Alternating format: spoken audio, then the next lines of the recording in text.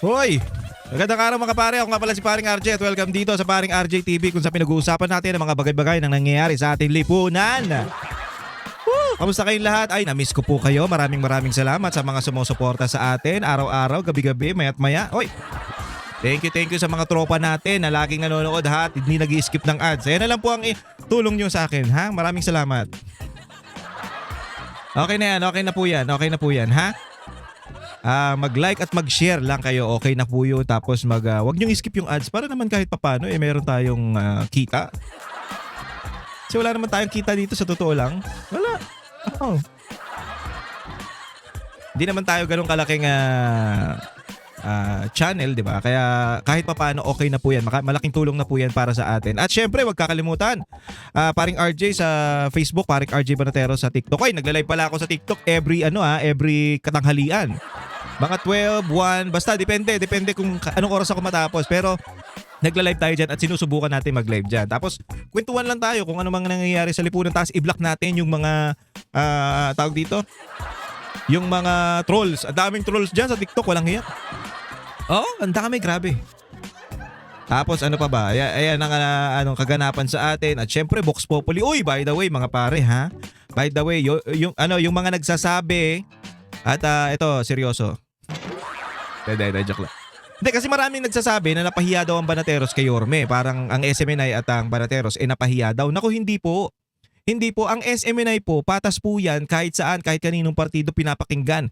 Biruin nyo nga ito, isipin nyo lang mga pare. Yung si Marcos nga na na ginigipit yung SMNI tapos sinasabi nila na si Bongbong Marcos daw may sakit.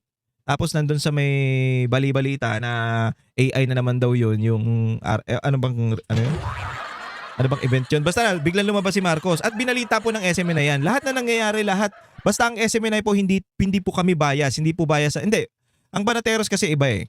Pag nasa loob kami ng SMNI, ito paliwanag lang natin. Pag nasa loob tayo ng SMNI, kailangan lahat papakinggan natin, lalong-lalo na yung programa natin, Vox Populi.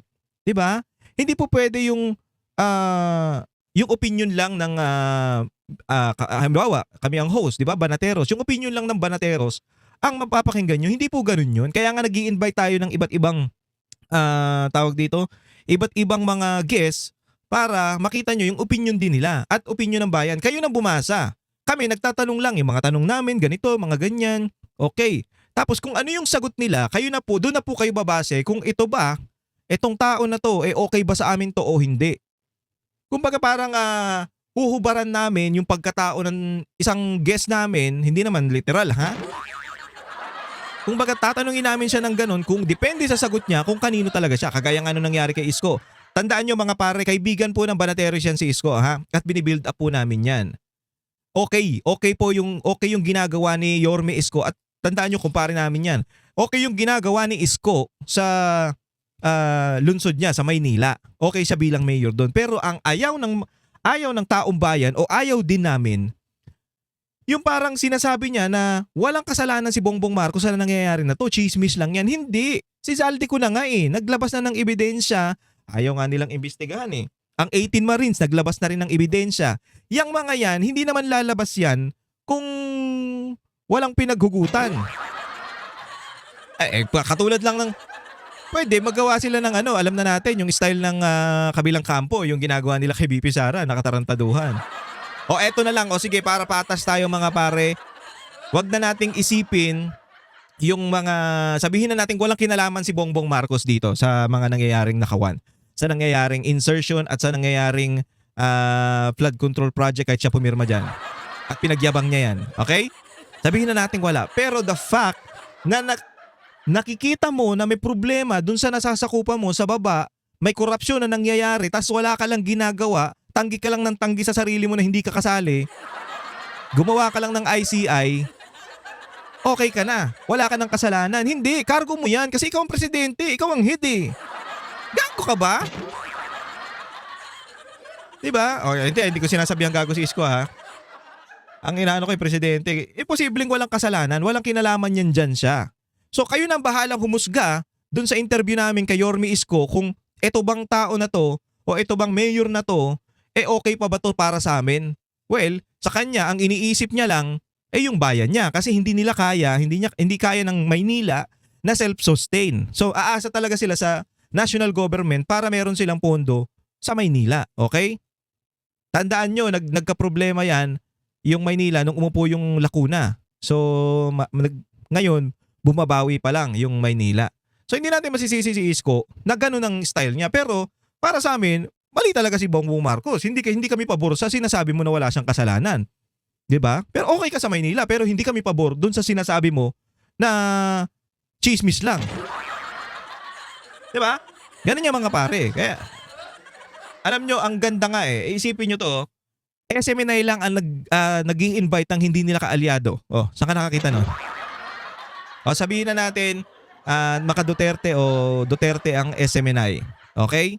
Pero isipin nyo to, bakit kami mag-iimbita ng Toby Tiangco na alam namin na si Toby ano yan, ni Bongbong Marcos? Pinsan, asawa niya pinsan, 'di ba? O isipin niyo 'yun, tinanong din natin. Pero hindi natin binabastos. Hindi tayo kagaya ng ibang bayaran na media na pag ayaw nila yung sagot nung ini-interview nila, ay kung iba na yung iba na yung tono, iba na yung sagot, o iba na yung atake. Parang interrogation. Hindi, tayo ganun. Tayo, tanong lang tayo. Maganda yung tanong natin. Ganto po, Mayor, ganto, 'di ba? Sabi nga ni Banat Bay. Sa kanya 'yon, opinion niya 'yon. Etong Vox Populi ay boses ng bayan. 'Di ba? Opinion niya 'yon, pero sa amin, para sa amin, hindi kami naniniwala na walang kinalaman si Bongbong Marcos. At 'yun ang totoo para sa akin. Ewan ko na sa inyo, kayo na humusga kung talagang walang kasalanan si Bongbong Marcos o meron. Eto mga pare, unang-una pa lang, tinanggal ni Bongbong Marcos yung commission o na corruption keme na ahensya ng gobyerno na ginawa ni Pangulong Duterte para imbestigahan, ayun ang mag-iimbestiga dun sa mga corrupt na opisyal ng gobyerno. Unang-unang tinanggal yan ni Bongbong Marcos. Ibig sabihin, dun pa lang, alam mo na kagad na may gagawing katarantaduhan. Kasi tinanggal yung nag-iimbestiga para sa korupsyon Oh, ba't mo tatanggalin yan? Anong plano mo? Ha? Kasi mangungurap kayo. Yun lang yun. Ganon kasimple yun. Sabi naman ni Isko, kahit numimod siya ng puwet, para lang sa bayan niya, para lang sa Maynila, dahil 2 million ang bibig na umaasa sa kanya, wala tayong magagawa. Gusto niya yun. Pero hindi maganda tignan. Bilang isang mayor na hinahangaan ng buong Pilipinas. Anyway, yan siya Wala tayong magagawa. Pero eto, mas malinaw mga pare na ang SMNI ay walang kinikilingan at hindi bias. Talagang kahit sino, kahit nga si Palsis na pangit pwede nating imbitahan yan di ba? Kahit sino, basta ang usapan dito, maayos tayong nakikipag-usap, nakikipag-interview. Oo, mga tao tayo Hindi naman tayo pwedeng bakbakan ng... Sa vlog namin, oo, banatan tayo kung banatan. Pero pagdating sa SMNI, dapat patas tayong lahat. Okay po ba yun? Maraming salamat. Hanggang dito na lang po. Hindi, joke lang. Ayun naman, masyado kayong magpapaniwala. Eto pag-uusapan natin mga pare. Ito, malupit. Kasi merong meron ito si Attorney Harry Roque na anong tawag dito na sinasabi niya na anong tawag diyan na fake news daw. Fake news daw yung anong tawag diyan yung balita na si Zaldico nahuli na. Okay? Teka lang, hanapin ko lang tong ito meron tayong malapit dito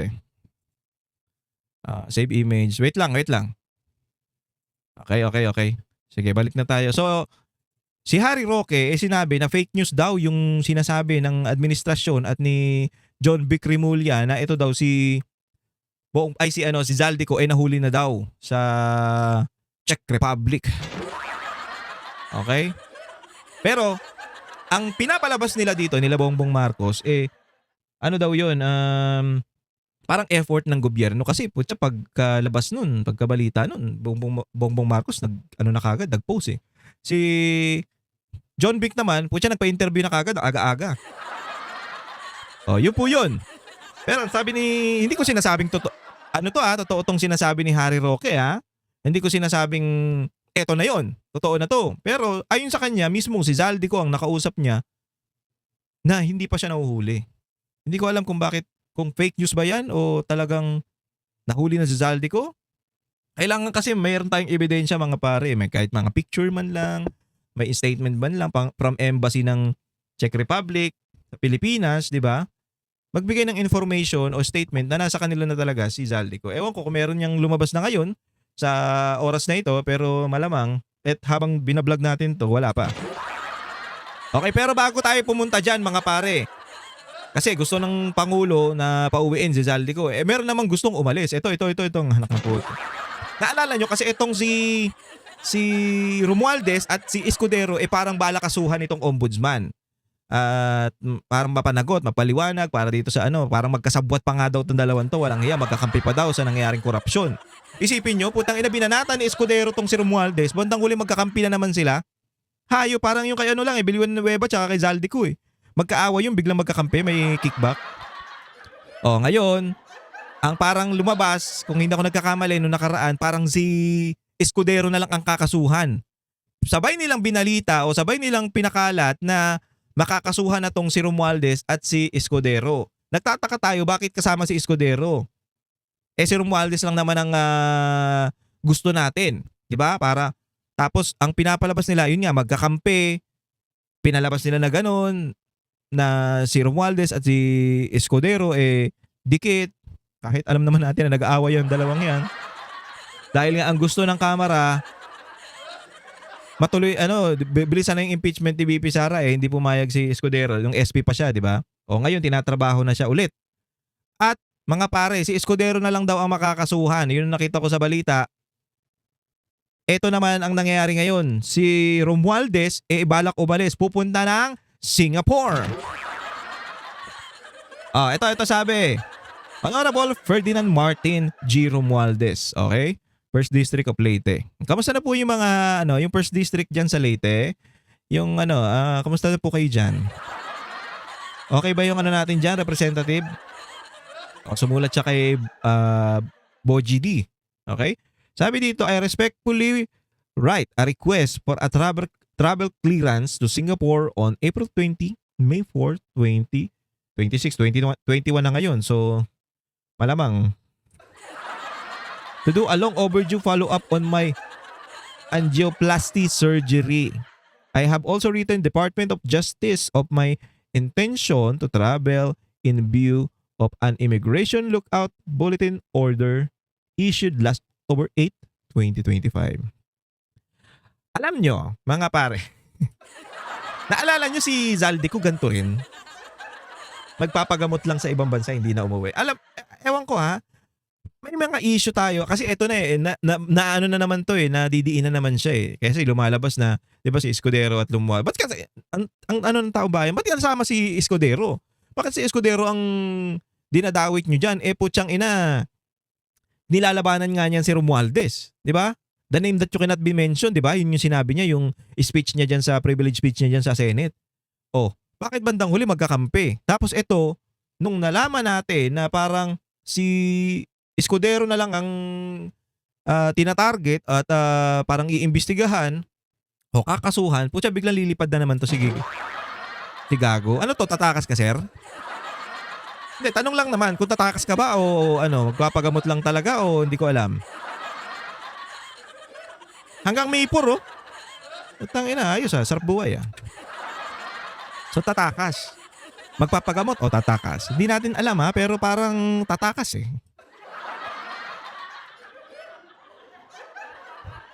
So pag hindi bumalik tong ng mga May 4, sabi niya, malamang sa malamang. Yan na yun. Di ba? Ito next. Pag-usapan natin to. Ito yung malupit na malupit. Yung sinabi ni, ano pangalan nito? Attorney Harry Roque ito. Hoy! Hello! Hello, kamusta? Magandang araw po sa inyong lahat. Okay naman. Napakaganda ng gising ko dahil nakakuha na po ako ng konfirmasyon. Lahat ng sinabi ng Presidente Marcos Jr. aka Bangag tungkol kay Zaldico ay fake news. Fake news daw. Kumpirmado po, hindi siya naaresto. Kumpirmado po, hindi nakadetena si Zaldi. Kumpirmado po, ligtas si Zaldico. Eto mga pare, galing to kay Harry Roque, hindi po sa akin galing to Kay Harry Roque galing to na si Bongbong Marcos nagpakalat daw ng fake news kasi sinasabi na nahuli na daw si Zaldico dyan sa Czech Republic. Nahuli, ang kadahilanan, walang passport. Pero ang pinalabas ng gobyerno, sila ang nakadiscover at nakahuli. So mga Pilipino, mga kababayan, hayan po, for the record, ang ating presidente ang siyang nagkalat ng fake news. Hoy! Confirmed, confirmed, confirmed. Pero nais ko rin pag-usapan, bakit ba nagagalak tayo ng fake news yung pagkaka-aresto kay Zaldico? Hindi ko naman po sinasabi na hero si Zaldico, ha? Yes, Hindi ko po hindi. sinasabi na walang pananagutan si Zaldico. Darating at darating ang punto na kinakailangan harapin din ni Zaldico ang Oo pananagutan. naman. Pero sa ngayon, importante kasi yung siniwalat ni Zaldico. Hindi po pwedeng magmilinis ang ating presidente, aka Vangag, at sabihin na ang kanyang administrasyon ay Aka? sineryoso ang korupsyon dahil si Zaldico ang nagbigay testimonya na ang presidente ang arkitekto ng korupsyon Yun. pagdating po sa flood control scam at sa scam ng infrastruktura. Yun. Kaya, alam nyo mga pare, kaya maraming nainis kay Isko nun eh. Yung interview natin, ang daming comment, lahat. Ano ka rin, balimbing ka. Nakatanggap ka ng malita, ganyan-ganyan. Kasi nga, lahat nagtuturo o lahat ng parang ebidensya papunta kay Bongbong Marcos at kay Romualdez. Tapos sasabihin niya wala siyang ano doon. Si Zaldico mismo, kasama nila yan. Kasama nila yan, si Zaldico. Putang ina, ayan ang nagsabi. Tapos parang, posible naman. Bakit niya sisiraan si Bongbong Marcos? Nakinabang siya dyan. Yeah? Hindi po mabubura na bagamat siguro may pananagutan si Zaldico kung hindi siya nagsalita na siya mismo ang nag-deliver ng 25 billion Oy. na kupit pa ba yun? Napakalaking kupit naman yung 25 billion na yun na kinurakot kay Marcos Jr. Wala tayo ngayong testigo na naglantad ng ganyang katotohanan. Ah. At siyempre, hindi gaya ni Madriaga. Kapanipaniwala ba si Zaldico? Well, siyempre, unang-una, wala naman pong talagang magdududa na si Zaldico ay malapit na malapit. Yes, Hindi lang oo. doon kay Tambaluslos, kundi kay Bangag Jr. mismo. Kaibigan nila yan Bakit? eh. Dahil alam natin na supporter na talagang matindi si Zaldico ni Marcos Jr. Nung kampanya, ako, tatayong testigo na yung Agusta helicopter na pressurized na merong sariling radar kaya kaya niya lumipad sa ulap, no? Naiwan kaming lahat dahil yung helicopter lang ni Bangag ang merong radar nung kami nagpunta sa saan ba yun? Sa Apayaw ba yun? Yung kila Bernos papunta ng Kalinga, hindi na kami nakasunod dahil siya lang yung may helicopter na may radar at maulap. Yan po, gamit yun. Helicopter yun ni Zaldico. At hindi naman kaduda-duda, walang nagdududa na napakalapit niya kay Tambaluslos. Dahil siya ang talagang committee on chairperson. Kaya chairperson ng committee on appropriations. At siyempre, hindi po talaga Tagalit si attorney. kaduda-duda na alam ni Zaldico kung ano ang mga in-insert ni Marcos Jr. dahil siya ang chairperson ng Committee on Appropriations sa House. Bakit mas importante pa yung papel niya sa pagbuo ng budget kaysa sa senador pagdating sa pantao ng budget? Kasi nga po, lahat ng appropriations dapat magsimula sa Kamara. So waro-waro lang yung mga senador. Mga senador, happy na sila kung collectively meron silang 150 billion na insertion na pagkakakitaan dahil 24 lang sila. Yun yung sinasabi natin pare. Kaya napaka-imposible nang binabanggit din ng I think ombudsman ang nagsabi nito o DOJ na si Zaldico kasabwat nga nito ni Romualdez. Parang magkatropa sila pagdating sa nakawan. Putang ina. Ang budget ang gagaling sa Kamara. Kamara ang nag-a-approve niyan. Tapos pagkatapos niyan mag-BICAM magiging GAA at pipirmahan ng presidente. Pag pinirma ng presidente, batas na yan at okay na yun. Distribution na. Yun po yun mga pare. Kaya napaka-imposible na etong parang bandang huli si Escudero na naman ang ang ikukulong nila kasi hindi natakpan o hindi nagtagumpay yung plano nila kay na tabunan o pagpalabasin na malaking isda si Senator Bong Revilla nung nakaraan. Kasi yan ang sinasabi ng presidente na meron tayong kukuning malaking isda. Hindi sila nagtagumpay doon dahil lumalabas na ang totoo ngayon. Diba? Siyam. Mga pare, siyam na testigo ang hindi nagtuturo kay Senator Bong Revilla doon sa may flood control ghost project sa Bulacan. So doon pa lang medyo putang na. Ano to? Siyam na yan ha? Siyam na yan. Ang gobyerno ang nagpresenta niyan, hindi yung kampo ni Senator Bong Revilla. So siyam na. Ano na? Diba? Halata Dahil nga hindi pumirma ng impeachment yung pamilya niya at syempre ang style artista nakulong na dati, yan ang narrative nakulong na dati. Mas maingay na ngayon. Eto naman si Escudero, 'di ba? Sikat din, may asawang artista, di ba? Sikat, kontrobersyal. O, siya naman ngayon ang ibang tatakip dito sa mga katarantaduhan ng gobyerno na to. O, etong si Romualdez, saan na pupunta? Pupuntang Singapore. Sana all. Di ba? So, wala pong kaduda-duda, may kredibilidad si Zaldico, hindi gaya ni Madriaga na dinideny ngayon ni VP Sara na hindi man lang nakakilala yung Madriaga yan at tanging ebidensya niya na magkakilala daw sila ay larawan. Na alam naman natin, pag politiko ka, no, talaga namang ikay nagpapapicture-picture, no? Otherwise, walang boboto sa'yo, di ba? So yan po ang kahalagahan ni Zaldico.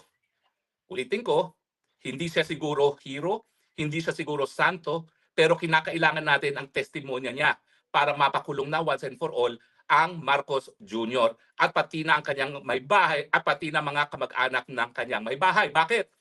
Kasi si Zaldico rin na nagsabi na pati pagkain, pinagkakitaan. Ngayon. Di ba? Yung smuggling ng agriculture, bigas, asukal, isda, lahat na pinagkakitaan. Yan ang sabi ni Zaldico. Now, yung bang sinabi ni Zaldico may koroborasyon, siyempre po, sino makakakorroborate? Ngayon po, hindi nagsasalita yung Amina, yung dating DBM. Pero yung 100 billion, hindi mailalagay yan na hindi alam ni Amina. Alam po niya yan. Amina, taga-UP ka pa naman. Ano ba yan? Nasaan na yung dugo mong scholar ng bayan?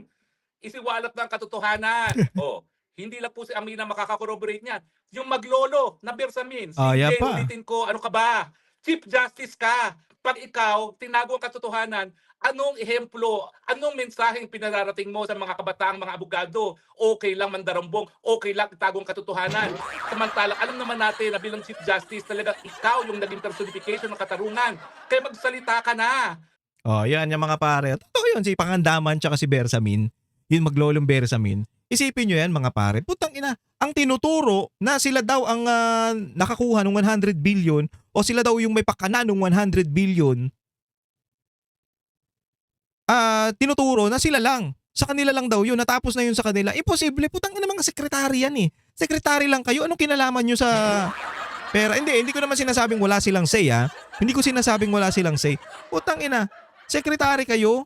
Maglalakas loob kayo na magnakaw ng 100 billion. At yung presidente hindi daw alam yun. Ano kang klaseng presidente ka? Bangag talaga. Hindi, anong klaseng presidente ka kung hindi mo alam o hinahayaan mo na may nakawan na dun sa baba mo? Putang inang yan. Tapos bandang huli ikaw yung hero? Hayop ka talaga, Marcos ka, ha?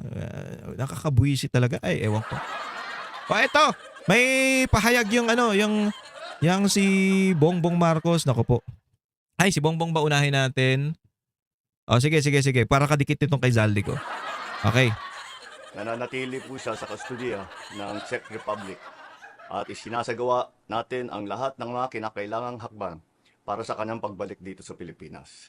Ano sir, kaya pa sir? Anong problema? Kaya? Parang hirap magsalita tayo sir Hindi. Ako lang ba nakapansin? Kayo mga pare. Tingnan nyo. Hindi. Medyo ako eto aminin ko, pag medyo kinakabahan ako, medyo ako magsalita, parang hinihingal.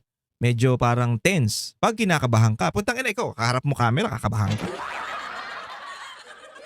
Inutusan ko ang Department of Justice kasama ang Department of Foreign Affairs na pangunahan ang pakikipag-ugnayan sa mga otoridad ng Czech Republic upang matiyak na Ang payat niya, no? Payat ni Bongbong. Baka, ewan ko, sa makeup lang siguro, kaya nang mumukha siyang mataba dun sa mga ilan niyang ayos at naayon sa proseso ang lahat ng kinakailangan. Magpapadala rin ng high-level coordination team upang tutukan ito. Ang ganitong mga proseso ay may sinusunod na mga legal na hakbang sa pagitan ng mga bansa. Reporter. Kaya't nangangailangan na sapat na panahon upang maisagawa ng tama. We will bring Zaldico home. And Ito na. Ganito ka hipokrito tong hayop na to. Tangina mo, yung presidente, yung dating presidente na nagbigay ng karangalan sa Pilipinas at pinalibing yung tatay mong nakasalamin, pinadala mo sa dahig. Hindi lilipad dyan. Tandaan nyo to mga pare, hindi aalis o hindi lilipad. Hindi nila mapapadala sa dahig yan kung hindi walang basbas ng Pangulo. Putang ina, is head of state ka eh. Gago, di ba? Ito nga mga pare eh. Putang ina, yung mga kababayan natin na yung may kasalanan, nakagawa ng kasalanan, nabibitayin sa ibang bansa, kinukuha pa nga natin eh. Naggalaan tayo ng pera, yung tinatawag na blood money. 'Di ba? Blood money para dun sa kababayan natin para maiuwi dito sa Pilipinas. 'Di ba?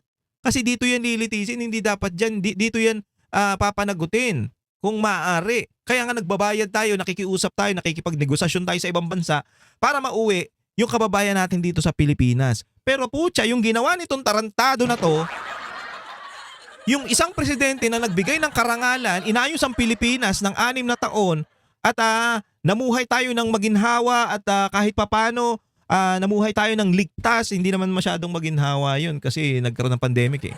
Pero maayos tayo noon. Maganda ekonomiya, ligtas tayo sa mga magnanakaw, sa mga kriminal, mga adik, di ba? Maraming adik ang sumuko, maraming adik ang nawala dahil namuno ng maayos ang isang presidenteng may kamay na bakal. Putang inang yan. Pinadala mo sa dahig, hayop ka. Na dapat kung may kasalanan man yung tao na yun, dito dapat litisin kasi gumagana yung justice system sa Pilipinas. Ha? Tapos sasabihin mo wala kang kinalaman, sasabihin mo hindi kita naipag-usap sa ICC, tarantado ka. Sinungaling eh. Takinan to. Masyado kang sinungaling, Bongbong Marcos, hayop ka. Isipin nyo yan mga pare. Yeah? Oh. At ang inang yan, pinadala mo sa dahig tapos ngayon, ito si Zaldico. Gusto nyong pauwiin. Bakit? Kasi may kasalanan at gusto nyong panagutin dito sa Pilipinas. Putya, ganun din naman si Pangulong Duterte. Bakit pinadala nyo dun? Oh, ngayon bring Zaldico home? Gago ka ba? Hindi, bakit kayo nagmamadali? Bakit yung minamadali itong si Zaldico? O kung gusto nyo pauwi niyan si Zaldico at dito managot sa Pilipinas, ganun din ang gawin nyo kay Pangulong Duterte. 'Di ba? Pauwiin nyo at dito nyo panagutin sa Pilipinas. Bakit? Malaking tinik kasi sa inyo yan eh. Magsasalita at magsasalita yan eh. Para manahimik o tumigil yung pagsasalita ni Pangulong Duterte laban sa mga katarantaduhan ninyo, pinadala nyo dun sa dahig. Ganun lang kasimple yun. Huwag nyo na kaming gaguhin. We will do so in accordance with the law. Kupal. We will answer. Tangina mo, palukulo ka pa, kupal ka. Nagigigil ako sa hayop na to. Puta na, sarap sakalin. Ito ang presidente na pinakawalang kwenta. Puta, magaling pa si... Kahit pa paano si Erap may nagawa eh. Di ba? Kahit 3 years lang si Erap may nagawa pa eh. Ikaw puta ka na 3 years. Ang laki ng pagnanakaw mo eh. O eto, tignan nyo yung sigaw ng taong bayan, lalong-lalo na yung mga kababayan natin na nahihirapan. Natandaan nyo may namatay na I think TNBS o PUB driver yun na nakapila dyan sa ano eh. Sa ayu-ayuda nila. O tingnan nyo, panoorin nyo tong sinasabi ng mga kababayan natin. Actually, ang problema yung listahan. Oh. Palpak yung listahan nila. Hindi ko alam kung saan nila kinukuha yung listahan. Eh, kung hindi ba tinignan pa nila yung Grab app ko na talagang bumabiyaya ako sa Grab. Nung nakita nila yun, at saka nila pinapasok ako dito. Supposed to be 3 beses na, pang-4 na naman. Oh, tandaan niyo yung supposed to be na yan ha. Ilang beses sasabihin ni Kuya yan. Hindi, ang sinasabi niya dito, ayaw siya papasukin, parang ayaw siya bigyan kasi may lista-listahan pa nga sila. So parang pahirap kasi to eh. Meron na nga silang Grab app eh. Dapat doon pa lang, alam mo na kaagad. Tapos may lisensya, o prangkisa, o kaya kung kahit ano man, basta yung pruweba na nagdadrive ka, nagka-grab ka. Ang inaano ng gobyerno, itong distribution ng cash para dito sa mga driver, putyang ina yung yung listahan. Di ba naalala nyo, meron din nagreklamo dyan? Wala siya sa listahan. Ilang beses na siyang bumalik sa pilahan ng ayuda. Ang problema, meron mga nakalista na patay na daw. Hayop, di ba? Oh. Supposed to be, kuya? Pala? Ay, hindi na. Ayoko na. Oh, nakailang balik na daw siya. First day ng bigayan, nandito ako. Wala yung pangalan ko. Galit eh. 2016, nasa Grab na ako. Oh. Bakit ganun? Anong nangyari? Saan ba nila kinuha yung mga listahan? Baka kinuha lang kung saan.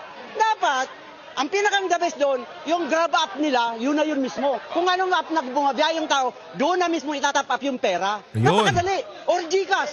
May GCash naman kami. Meron kaming application ng Grab.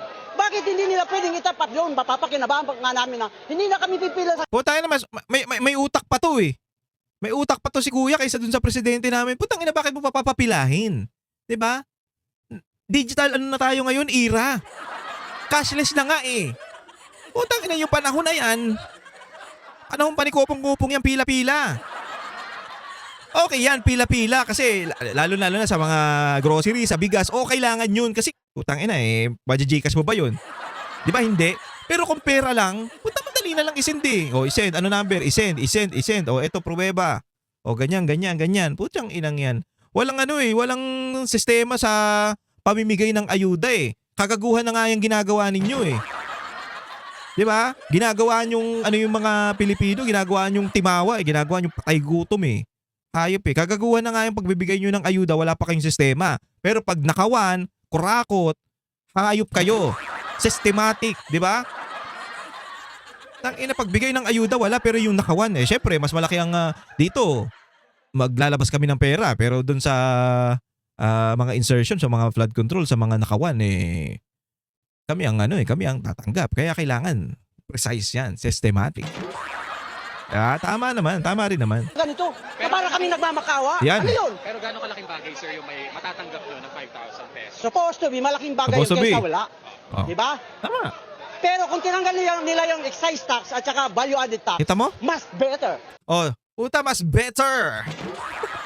Hindi ko inaano si Kuya, pero putang ina. Maano pa eh, malawak yung utang nito, mas better. Bakit? Kasi hindi lang sila ang makikinabang pag tinanggal nila yung excise tax at yung value-added tax, yung VAT. Lahat ng Pilipino makikinabang sa petrolyo. Pansamantala lang naman, di ba? Pwede naman yan pag bumalik na yung supply natin at okay na ulit, pwede naman nating ibalik yan eh. Pansamantala, tanggalin muna natin dahil ang taas ng presyo ng langis, ang taas ng krudo, 'di ba? Ang taas ng gasolina. Kaya tanggalin muna natin. Baka pwede pansamantala. Simple lang puta. Simpleng problema. Actually hindi nga 'to malaki eh. Simpleng problema lang 'to eh. Iisa lang 'to. Sa ano lang 'to, sa oil. Lalaki ang problema na yan pag hindi na solusyonan itong simpleng problema na 'to. Yung problema natin sa langis. Dahil kukulangin na yung supply. Pag hindi na aprubahan o pag hindi na solusyonan yan, lalawak yan. Bakit? Tataas na susunod yung mga bilihin, kung ano-anong tataas. Kasi nga, yung mga nagtatransport ng pagkain natin, kailangan ng gasolina. So, dadalihin nila yung i-charge nila dun sa bibenta nilang pagkain dahil sa transportation. So, pagdadagdagan yung bayad nila sa gasolina, i-charge nila dun sa mga product na ibinibenta nila. So, tataas na naman yan. 'Di ba? Simpleng problema. Pag hindi mo na solusyonan agad, lalawak ng lalawak yan. Ay nako, mas matalino pa to si Kuya kaysa sa presidente nyo. Bakit? Bakit? Makikinabang hindi lang kami, pati yung mga nagkakarga ng kargamento ng pagkain natin. Ayun, Kaya palwa ng pagkain natin eh. Bakit? Ha? Sa tax. Dahil sa gas. Supposed to be. Huwag na nilang pahirapan ng tao. Napakasimple. Simple. Ang galing lang nila. For the meantime, na mahal. Tangina, mabuti pa to eh. Tangina, buti pa. Saludo kay Kuya, kung sino ka man Kuya ha. Ang galing mo, palakpakan. Iba. Ganto dapat mag-isip. Simple lang.